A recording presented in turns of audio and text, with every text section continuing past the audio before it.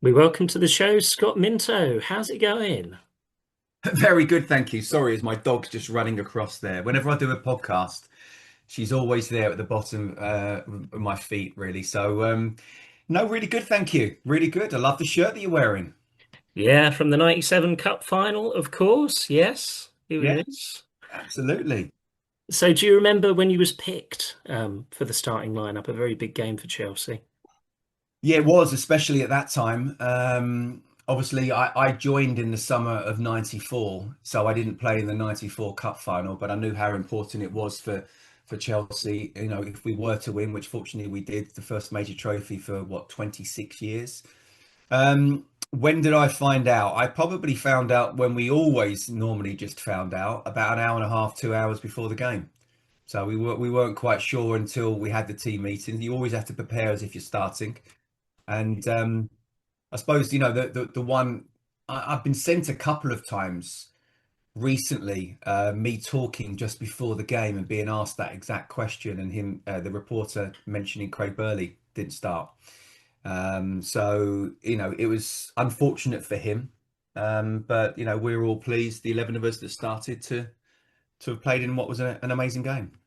Oh, it definitely was, wasn't it? Roberto Di Matteo scoring so early on. That was the fastest FA Cup final goal, wasn't it, for a long time?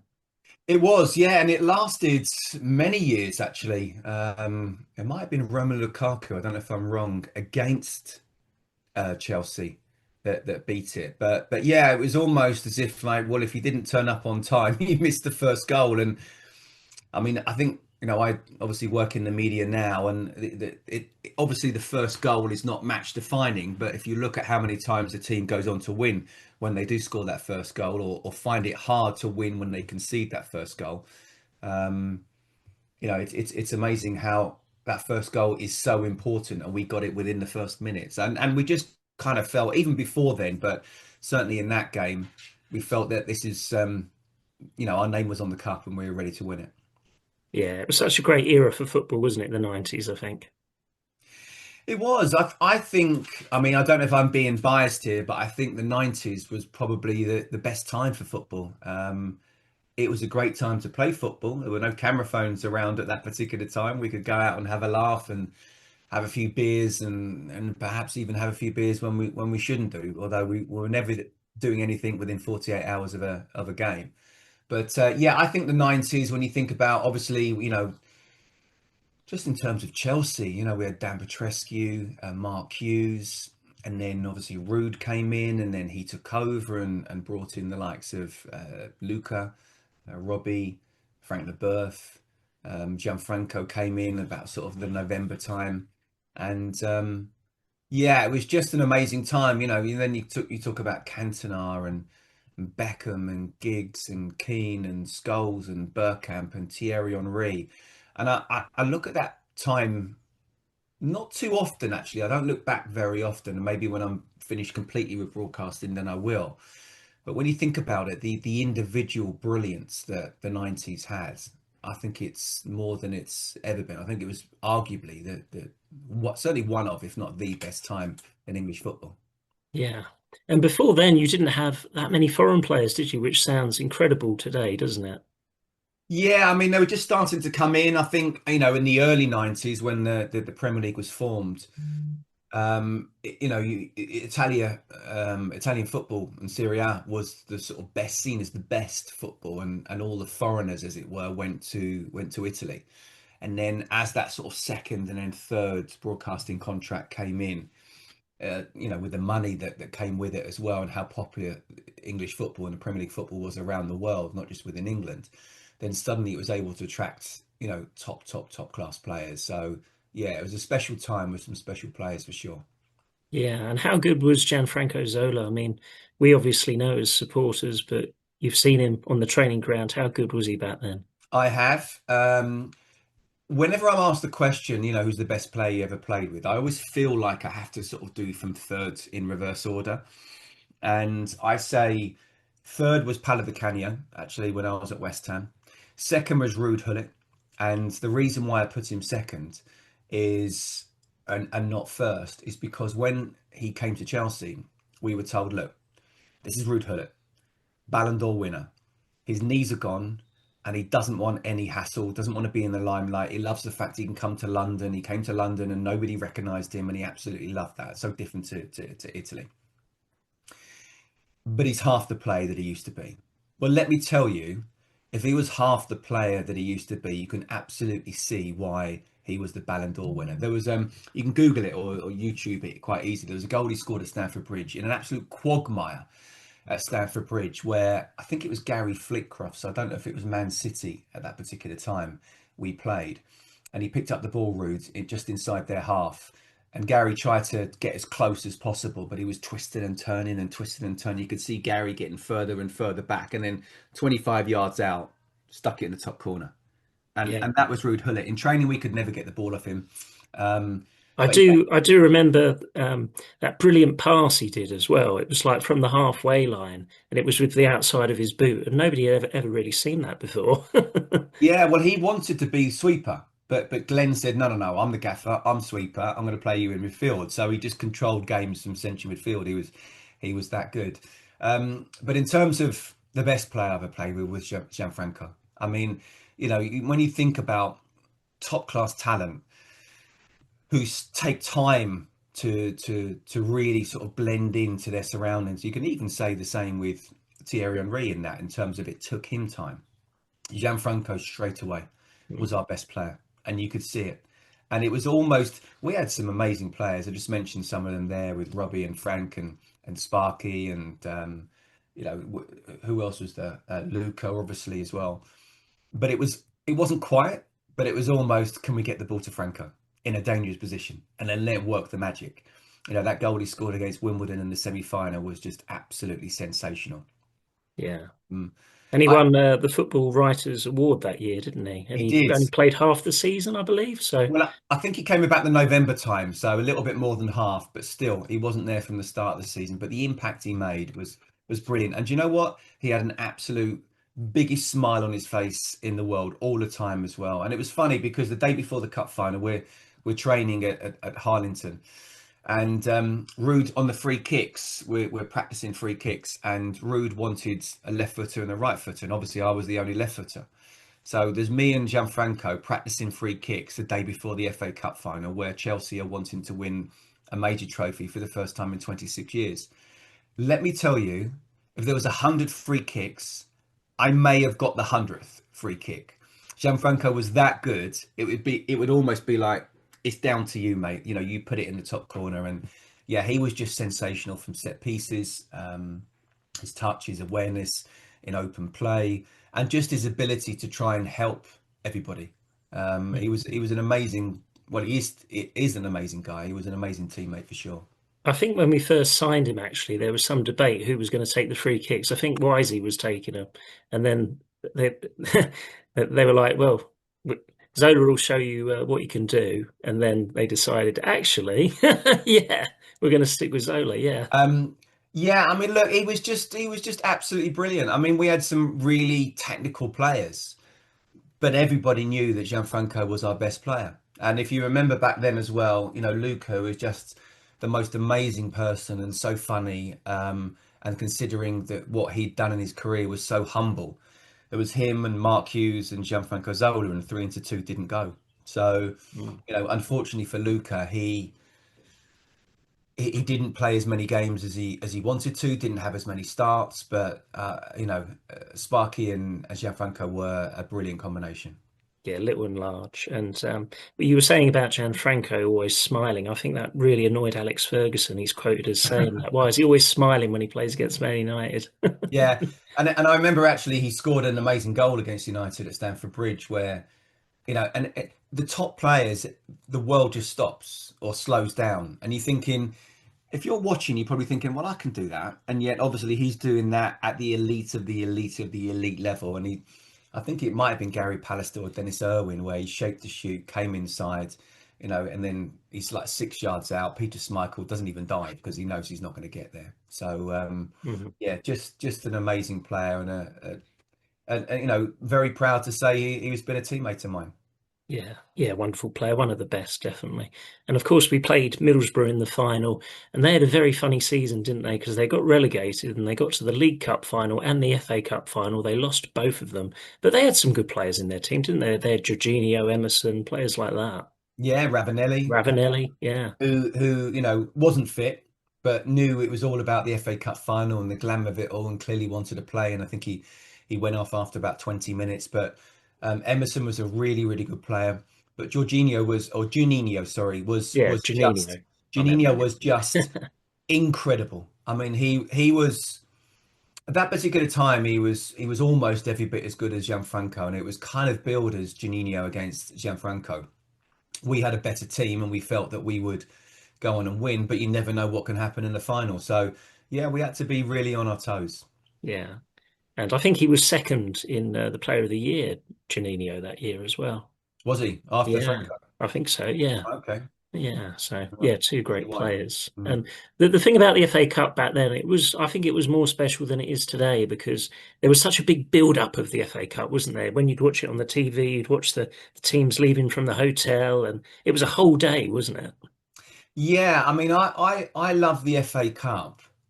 I feel very proud to have won it and to have the medal. But actually, I love the FA Cup from when I was a kid in the 70s and 80s. I felt it was even bigger then.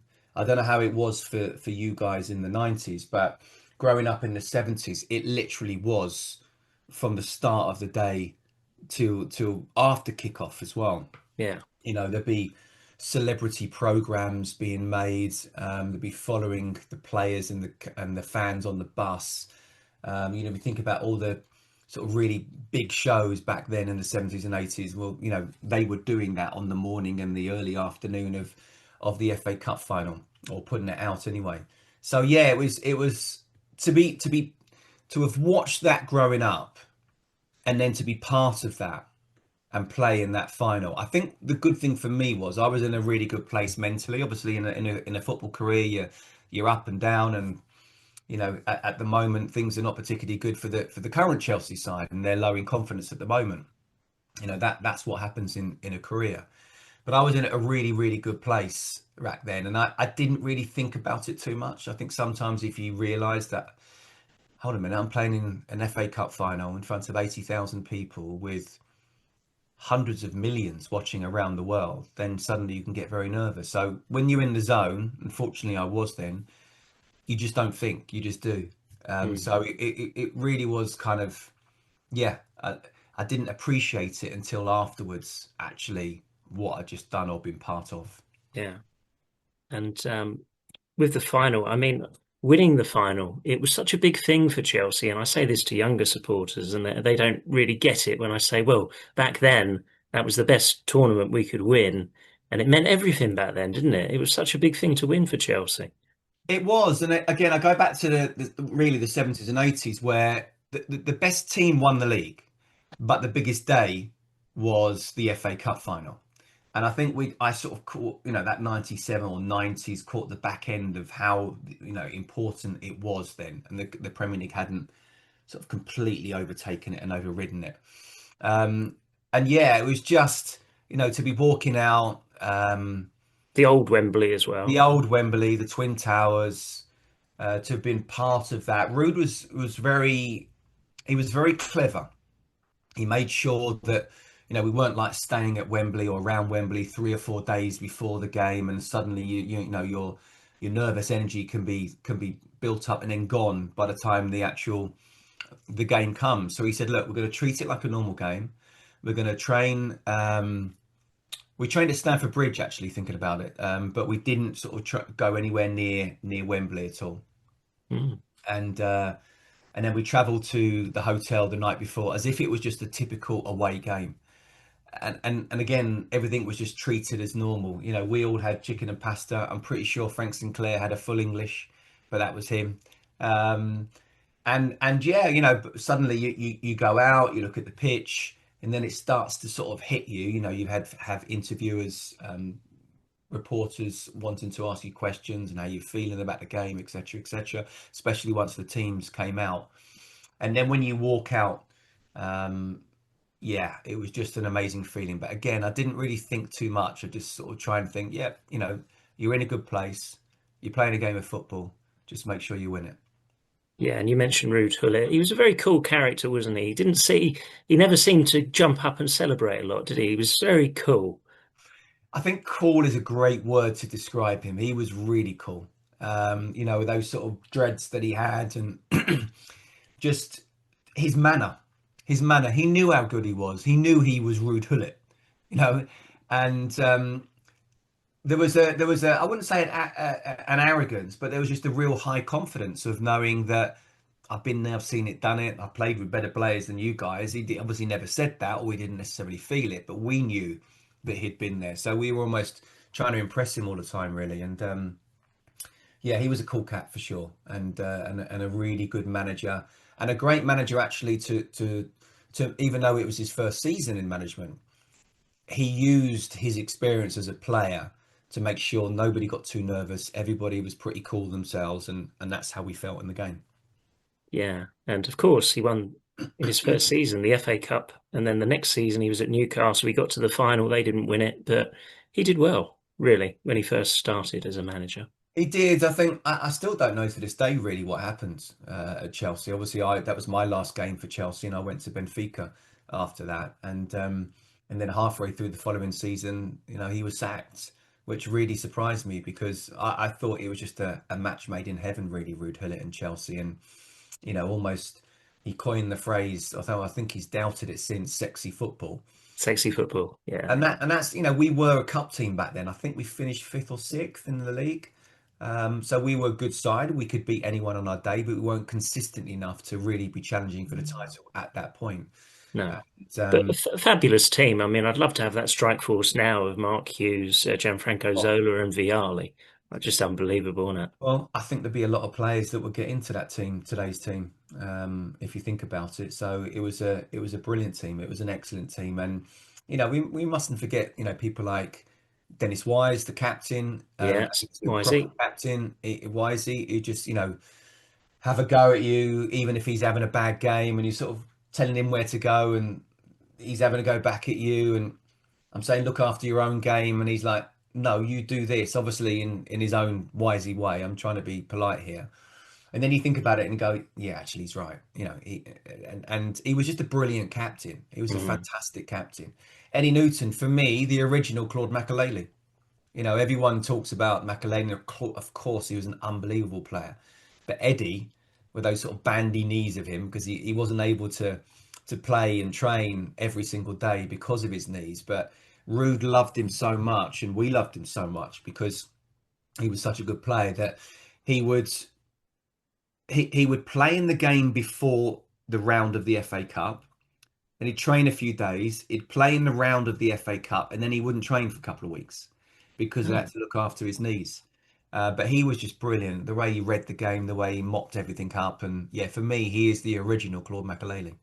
Yeah, and you mentioned Frank Sinclair and Eddie Newton, of course. They lost in the '94 Cup final, didn't they? So it must have been tremendous for them to finally win it. Absolutely. Frank was one of my best mates at the club. We used to go out all the time. It was just great fun. It was brilliant that he was right back and I was left back.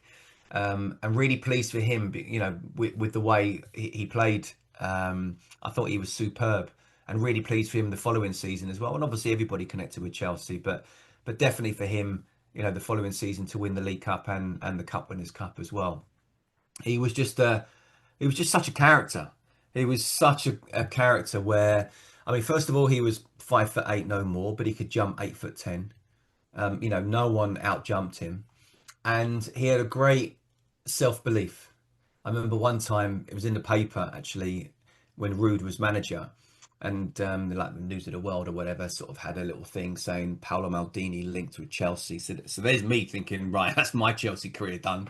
But then Frank says to Rude one time after a training session, Rude. He says, yes, Frank. He says, is Paolo Maldini as good as me? And he only said that half jokingly. So no, Yeah, a lot of confidence. a lot of confidence, but he was brilliant. He was, he came through the ranks, and like Eddie, they were, so close, those two.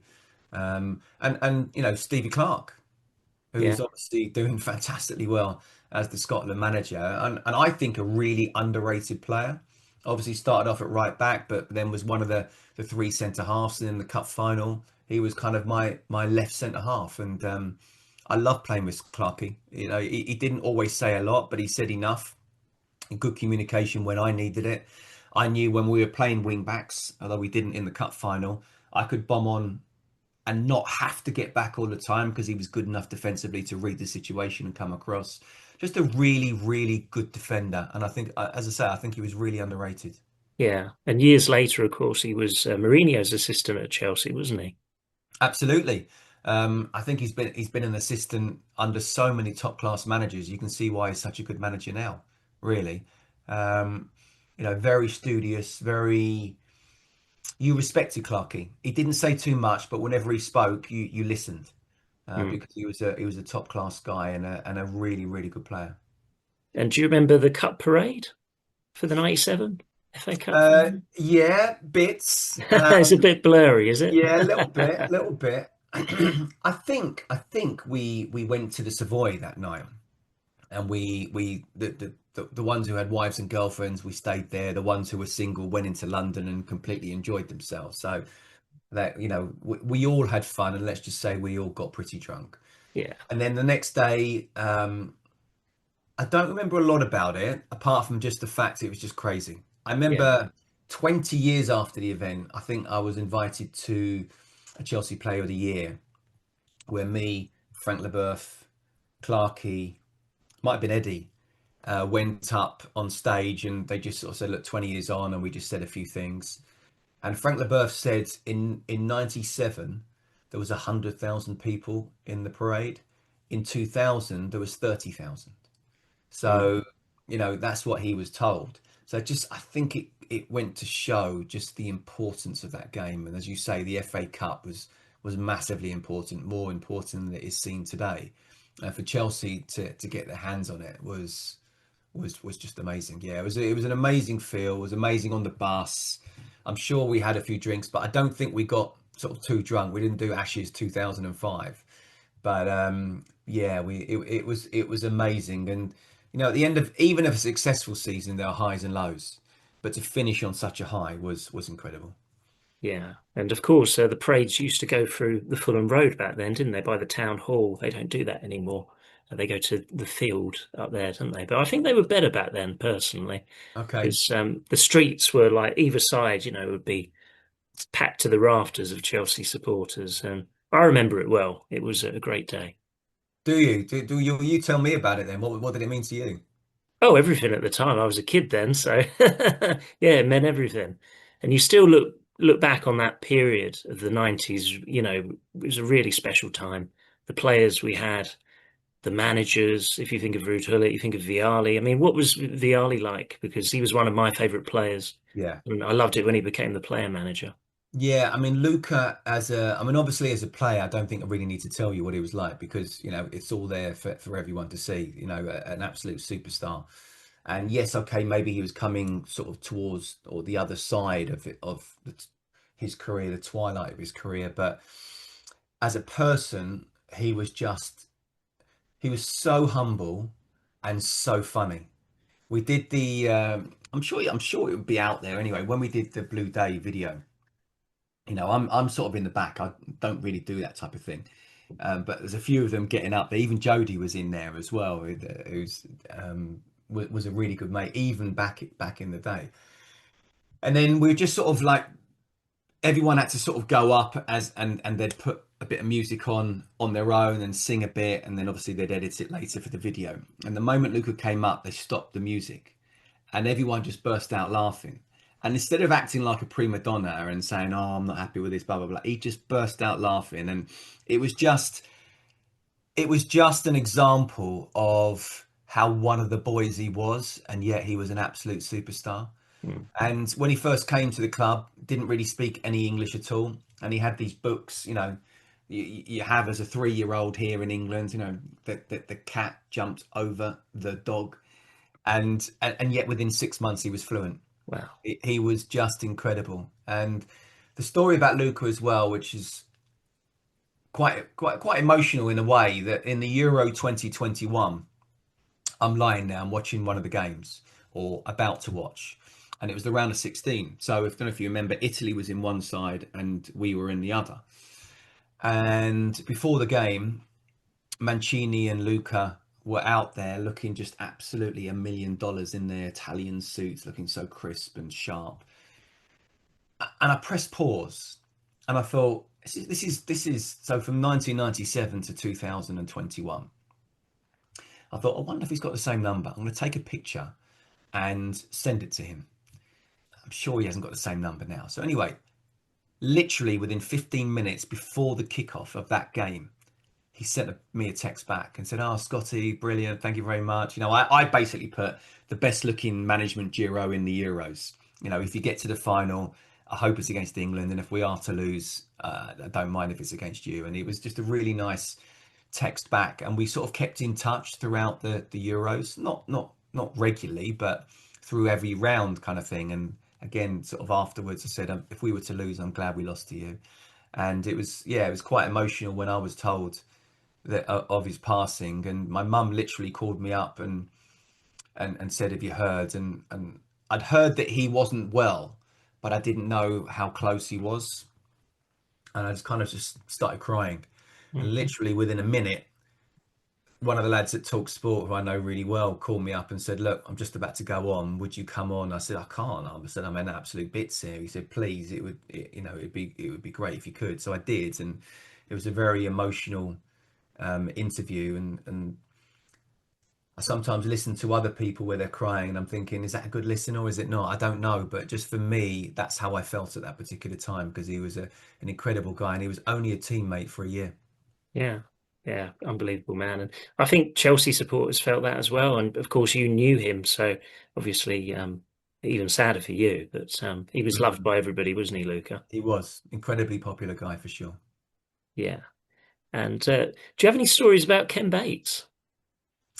Not really, to be honest with you. I always used to try and avoid any owners, to be honest with you, or any chairman. For me, not many came in the dressing room, and even if they did, I'd stay the other side. I'm thinking, it's not really for me to be talking and trying to get in because I'll either, probably say the wrong thing or look like I'm trying to get round him or whatever. So I just stayed away. But I do remember the day I signed, or a couple of days after I signed. I think I went to do the medical, and we're walking in with my agent, and I can't remember who the Chelsea official was now. And then, but Batesy was there, and they went, "Oh, this is Scott Minto." And he went, "Okay, let's have a look at what I've got for 750,000 because I was a free transfer. Technically, now I'd be a free transfer. I was out of contract." And he looked me up and down. And he went, "Is that all?" And that was just his kind of humour.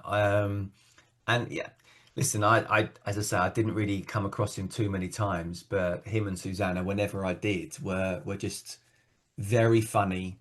But you realised who was the boss. Yeah. And with the 97 FA Cup final, is that probably your best achievement as a player, would you say?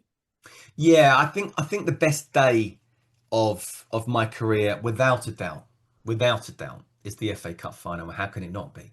I mean, one of my biggest achievements I look at is to do quite well, go to Benfica and do quite well. Well, I did do well over there. So to be a foreigner myself, to try and learn the language. I remember the first day we had 5,000 people watching us at the training session, first day of pre-season, and then we had one day at the Stade de Luge, one game in pre-season. That was against Lazio, and there was 80,000 people all wanting to see who was going to represent their team. So I think doing well in Portugal as a foreigner, I look as a big achievement. But without a doubt, the best day of my whole career is the Mm. FA Cup final. Something that I used to sit and watch, as I say, in the 70s and 80s with my dad, with my brother, even my sister. My mum didn't like football, but she'd do our teas and toasts and keep them coming in throughout the game because she knew how big that day was, and she knew she wouldn't get anything out of us on that particular day as well. So, yeah, to win that FA Cup is without a doubt, yeah, the best day of my career. Yeah. And when it ended for you at Chelsea, I imagine you didn't want to go, but it's just one of those things in football, isn't it? Well, it was my choice. I was offered a contract, and I just felt, I don't know if you remember, you probably don't, you were too young, but because 3-2 didn't work up front, whenever things weren't going particularly well, there'd be a substitution and then Luca would come on. So the three of them would kind of play together and Yeah, Franco would just drop in as a number 10. And it wasn't every time, but a lot of times it was me coming off and Clarkey going to left back and then being a four instead of that three. And I just thought to myself, do you know what? I can see the club going down the foreign route. Ruud was saying he wants two players for each position. I'd heard towards the end of the season that Baba was signed. Didn't really know anything about him, although a few years later I saw him in a few nightclubs. So whenever I see him, it's like we were teammates, but we weren't. But I just thought to myself, do you know what? Let's just see what happens. The intention was still to stay at Chelsea, even going into the cup final. But I just didn't want to sign a new contract. I just thought, let's get to the end of the season, let's see what happens, and then decide over the summer, see what comes up. And it was really difficult leaving Chelsea because we just won the FA Cup. It wasn't going to get better than that. And we just said about the first major trophy in 26 years, and now there's 100,000 people in the parade. And I wanted to go back and rejoin the lads in pre-season and bask in the glory of that. And I'm deciding to go away, but I just thought, one, this is a great opportunity to broaden my horizons on a personal level. Two, to play for historically one of the biggest clubs in Europe, and the biggest club in its country. And three, the contract was pretty decent as well. So I didn't know where I'd be. Would I be playing first team for Chelsea the following season, or would Baba, who ironically enough got injured in pre-season doing one of those somersaults? oh yeah. And one of the biggest compliments I take actually is that when I left, Ruud said we need someone else, and they went out and bought Graham Lasso. And of course, we're talking about the cup final. I'm wearing the shirt, and you've got yours framed, haven't you, Scott? Well, listen, if you came to my house, you wouldn't know that I played football. I've got nothing in vision about anything that's football related. But what I have done is three shirts I've got framed. They're still not in sight anywhere. One is the Benfica shirt, which I got everybody to sign when I left. Two is an England under 21 shirt. And three is this.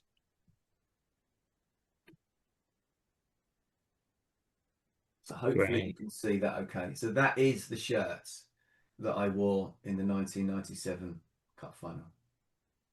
Wow, that's great.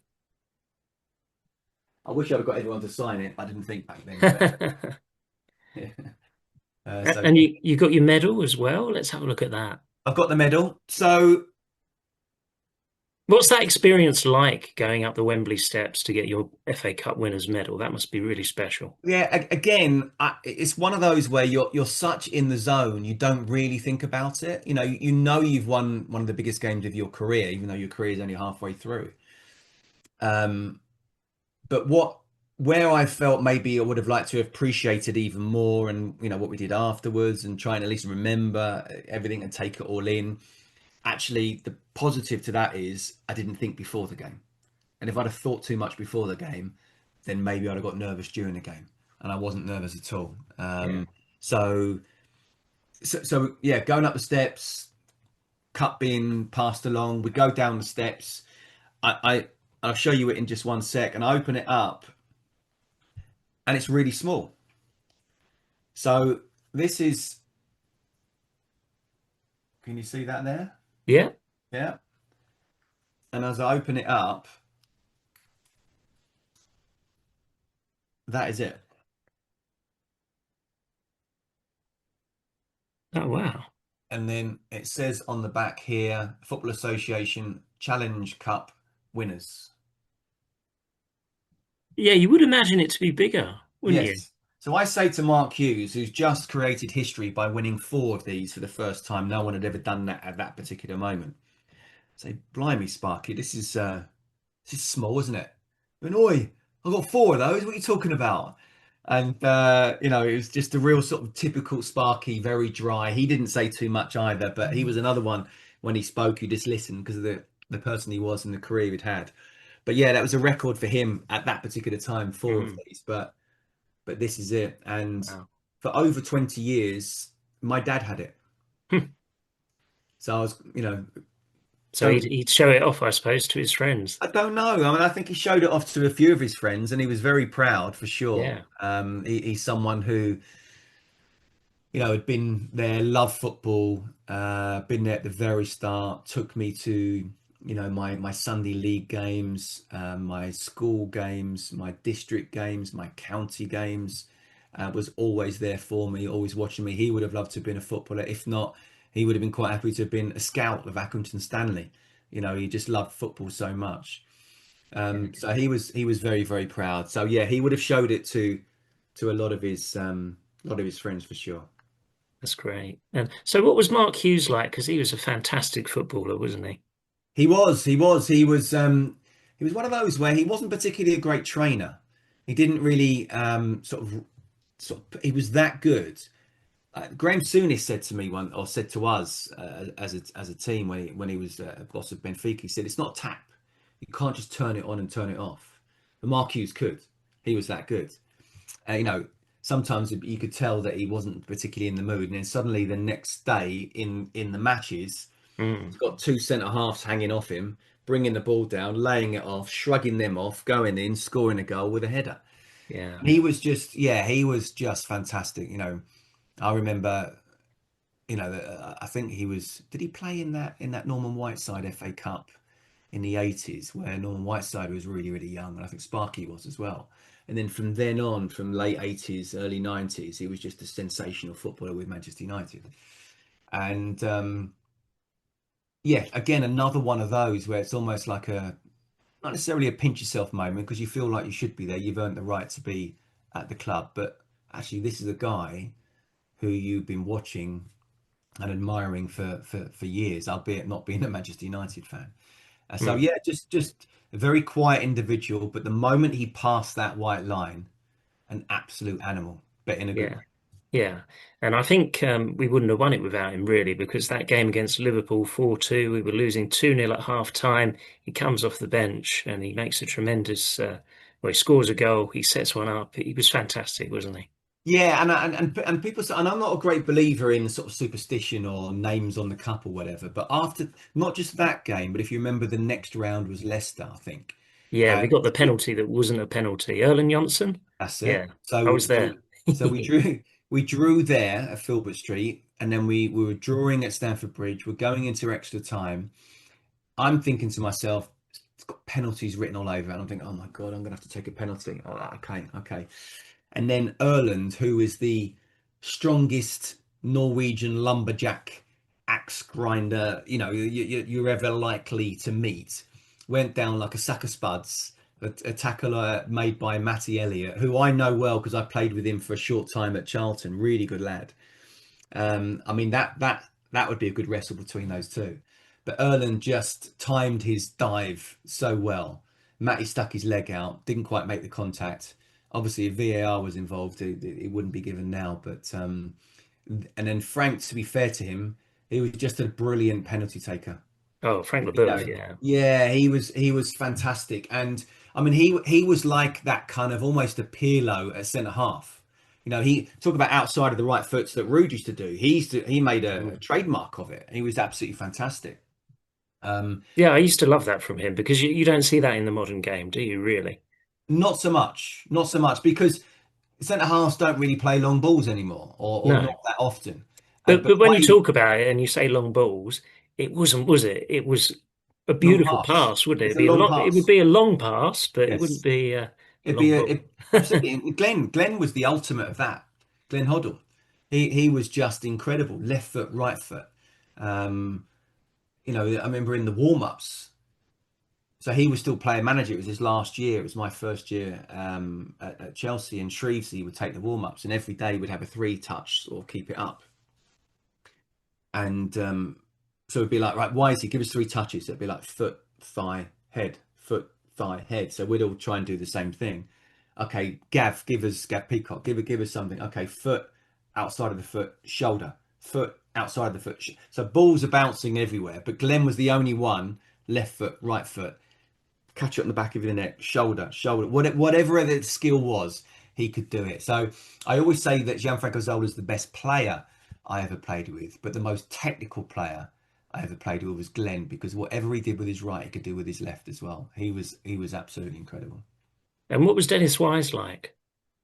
Why is he? Yeah, as I was saying earlier, just one of these sort of 5'5", but small in size, but absolutely massive in stature.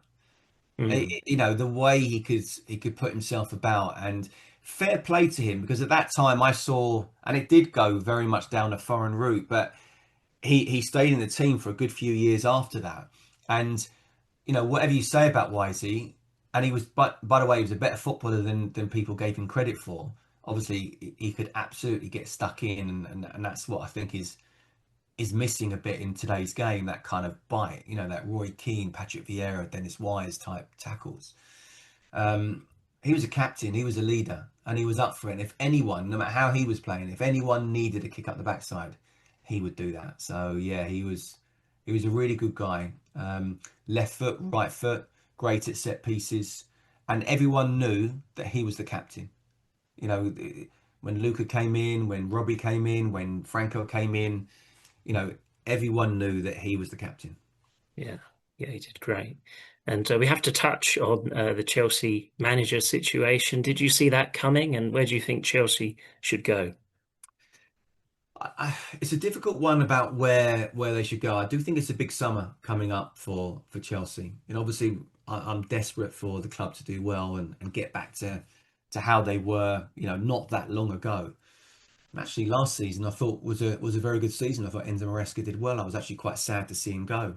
I don't think Liam stood a chance, to be totally honest with you. I don't think people, they were waiting for him to fail, and the moment it did, that momentum just couldn't be stopped. And if you think about it, great win at Villa Park, really nail biting but good win at Wrexham, so we're still in the cup. And 70 minutes in the Champions League in Paris against the European champions, and we're more than holding our own. Suddenly there's a mistake. Okay, we'll keep it a 3-2. Don't lose anymore. What happens? 4-2, 5-2. And then from then, it's just completely unravelled. I thought the Newcastle performance was poor. Um, you know, Saar makes that mistake in the first 6 minutes, and I'm sorry, the tie's gone. It doesn't matter what happens after that. I don't look at the aggregate score and say, well, look what happened at Stamford Bridge, because that one mistake meant that Chelsea were never going to get back into it because of what happened in the first leg. Um, so I'm really disappointed to see where they are. Fingers crossed we can do the job on Sunday. I'll be there for Chelsea TV. Oh, brilliant. I'll be co-commentating on that, so I'm really looking forward to it. But I think it's a big summer, because when you hear, the likes of Cucurella and Enzo Fernandez saying what they're saying, it shows what they're thinking. And actually, I just hope they get someone, a manager, and player recruitment. It's not just about the manager. It's about making sure in important, the spine positions, that we've got senior players, people who have won major titles, who have been there, seen it, done it. If it have to be late 20s, so be it. Um, and that, because you talk about Wisey and that captaincy, it's not just about what you do on a match day, and it's not even what you just do in the dressing room before on a match day. It's what happens every single day at the training ground, both on and off the pitch, setting standards, making sure that everyone's up for it, making sure we're part of a team, making sure we're together and there's good team spirit. And I mean, I'm not knocking necessarily just Chelsea for that. I don't think there's as much talk about the 90s and how good that was. And I don't feel sorry for the players as such, but they're not able to enjoy in the way that we did, because of the way that football's gone with social media and the money that is now in the game. So I wouldn't necessarily say I'd wish to be playing now. I loved playing at that particular time. I just don't think we have enough leaders. So hopefully we'll be getting some more over the summer, and get a top class manager as well, a ready made world class manager. That would be what I'd love to see. Let's hope so. Scott, thanks a lot for joining us. It's been great speaking to you. Pleasure. Thank you. Well, this is all about the FA Cup, and it will be handed over in a moment or two to Dennis Wise. Well, he's a chirpy little fellow, such a character, and he'll be loving this moment. Well, he's one of the smallest ever to lift the trophy. Might be too much for him.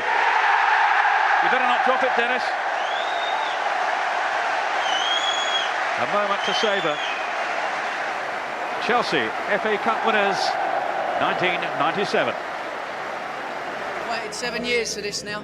I've been at the club 7 years, and my main ambition was to win something with them. So I've done it, so I'm over the moon about it.